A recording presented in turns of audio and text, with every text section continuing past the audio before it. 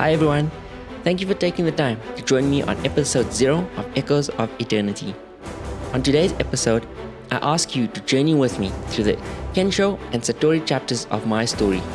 For those unfamiliar with the concepts of Kensho and Satori, in essence, Kensho is growth through pain and Satori, growth through insight. In sharing my own story, I hope to instill in you the courage or inspiration to sit and reflect on your own story thus far. I will be the first to admit that it is absolutely terrifying at times, yet beautifully empowering as well. My story begins with a question. Have you ever had that feeling where you cannot find the courage or motivation to get out of bed? And I'm not just talking about Mondays. The light of the sun is peeking through the gap in the curtain. A new day of opportunity awaits. However, you just cannot bring yourself to embrace any of it. For a long time, I had that feeling every single day, often accompanied by the question of, what is the point of it all? It's just going to be another pointless day. Do I really deserve this day? No snooze button for any of these wake-up calls. Everything was meaningless. I could feel my body tensing up, a strange heaviness sitting on my chest, endless chatter in my mind. Sometimes I could feel my body temperature rising, my fists curling and my jaw clenching. It felt as if I were doing the tango with rage and depression. So how did I end up here? I was born and raised in Gauteng, South Africa, blessed to experience a loving, stable home. My dad was a draftsperson at the time and my mother a preschool teacher. They worked extremely hard to make sure that my sister and I had the opportunities and the joys that we did. But let's fast forward to my high school or secondary school experiences. Academically, I performed excellently. Yes, the Asian kid stereotype holds true for me. I worked very hard for this success, and there was always a subtle pressure to achieve that success. I recall having a perfect school attendance record, not missing a single homework assignment, going to bed every single day at the same time, and waking every single day at the same time. Please do not misunderstand my recollection for self-pity or the likes. I am immensely grateful for the lessons of discipline, the rewards of focus. Today, however, these show up as perfectionism, fear of failure, and even fear of success, being too hard on myself in many ways. This is a prime example of positive qualities becoming negative when left unchecked. If I step back and reflect upon the social life I experienced at the time, some might claim, what social life? I was definitely not part of any of the cool kids circles. Imagine for a second, standing in the furthest corner of a recess ground, hoping not to be seen, or standing as part of a small circle and being overlooked on purpose. I had a reserved personality, considered an overly intellectual, introverted individual who lacked any social skills. The fact that I was still wearing braces and contending with pimples did not make anything easier. Bullying reared its ugly head in the form of name-calling and consequently isolation. I want to ask you, close your eyes and imagine one more time with me. Imagine standing with your class during the physical education period, or PE. Everyone is lined up alongside one another and two captains are elected, either the most popular or the seemingly most talented kid. Man, the boxes we create. Now, each of the captains are to select their teams from the rest of us who awaited eagerly in line. First pick, everyone claps. Second pick, everyone claps. Down to the last two picks, and it starts getting challenging for the captains. Imagine the kid that has one more friend and one less ounce of coordination being picked over you. My chest would always feel like it was about to implode, and at the same time, there was a fire rising from my belly. Whenever I recall these moments, it always baffles me, given that I was fairly sporty. I played club soccer from about 7 or 8 years of age. I played club tennis from around the age of 12. I even swam. It felt like I was judged without being afforded a fair trial. Nothing hurt more than knowing you weren't really wanted, knowing that you were placed in one box and that was it for the rest of your high school social life. Nevertheless, I finished with flying colors, achieving 8 out of 10 distinctions and had a deep respect for my teachers. Talking about all of this, I actually recall that after my final exam, I did not say goodbye to anyone. My one friend and I were the first out of the school gates, and I could not be happier. It wasn't all that bad though. As I mentioned, I did have one really good friend who is one of my friends up until today. I learned the power of kindness and the value of a teacher. I also, at the time, thought I had found the girl that I would one day marry, but the universe had a different plan. At this point, I had foot soldiers, the entire cavalry, tanks, and planes all standing guard. The walls I had put up during my high school years were so high and wide that I struggled to find my way socially during university.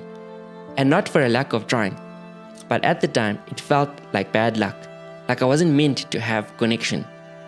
I felt myself constantly chasing friendships that felt like driving down one-way streets. I felt myself being let down and even betrayed at times by those I thought were friends.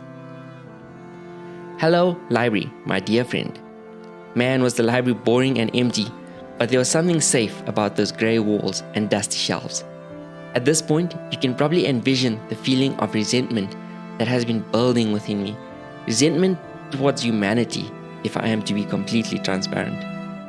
Once again, I just wanted this chapter to be over. I held on to the hope that it must get better. I must catch a break at some point.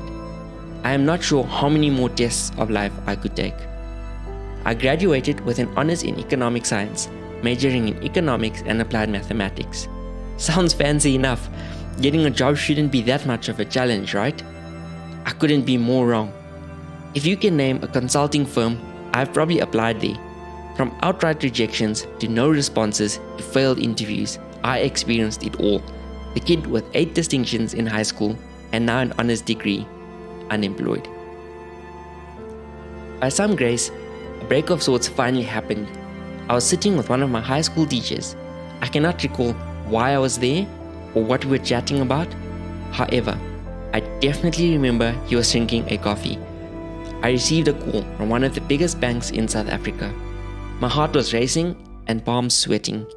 I immediately thought, at least this one has called to let me know that I've been rejected. And I was so wrong. I finally had a 9 to 5 to go to, starting in 2 weeks' time. I was excited, grateful, and humbled by the opportunity. For the last 7.5 years, I was in corporate, constantly learning and evolving, honing my technical skill set. I have met so many amazing people and made friends for life. The kid that was picked last during PE periods was now a respected, appreciated, and loved member of a team. And through my experiences of working in a team and leading others, I discovered a passion for teaching, sharing, and inspiring. This chapter was no walk in the park either though, as I constantly moved from role to role, trying to find the perfect fit, searching for the larger purpose I knew I was meant to pursue. I never truly felt like I belonged in any of the roles I held. Please don't misunderstand me. I loved being part of a team and contributing to the larger goals of the company.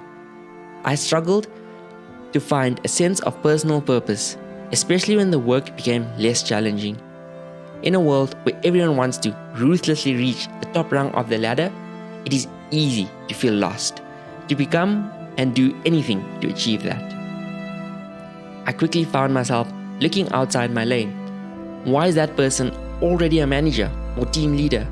They probably know the right people, etc., etc. I quickly learned that success is relative. The in-between chapters of my story go something like this. If you're an Indian person like me, you've seen those movies where 2 people are running around the trees and there's the song of love playing in the background. But that feeling of goosebumps, of heart racing and the butterfly in the stomach, I felt in what one might call love. And I also had my heart genuinely broken. The clouds became dark. Howling winds filled the empty spaces and caused the waves to crash violently. A storm of depression lasted for too many months. I've traveled to amazing destinations, locally and internationally, tragically lost an uncle to a shooting, a grandfather to Alzheimer's, and a friend to cancer. I've learned to scuba dive, started greenhouse gardening, improved my artistic skill.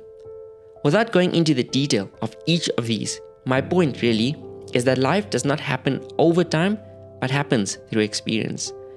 So, have I figured out the secret sauce to life then? No.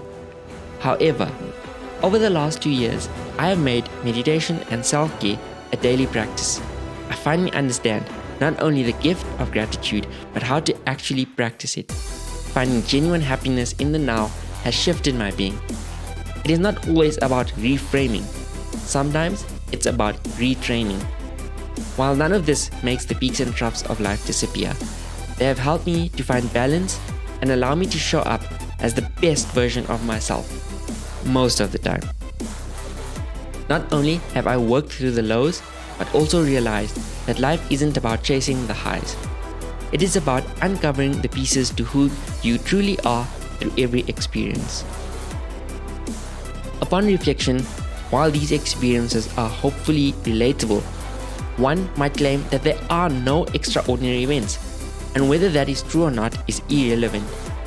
What matters is that in my moments of joy and sorrow, I have never felt more lost and alone. There is a quote from Brené Brown that resonates. Courage starts with showing up and letting ourselves be seen. And that is exactly what this podcast is going to be about. There is so much value in shared experiences, wisdom and adventure, and through it all, may we all find a way to better connect with ourselves and ultimately to each other. So thank you, and until next time, let us spread love and light in a world that can sometimes feel covered in darkness.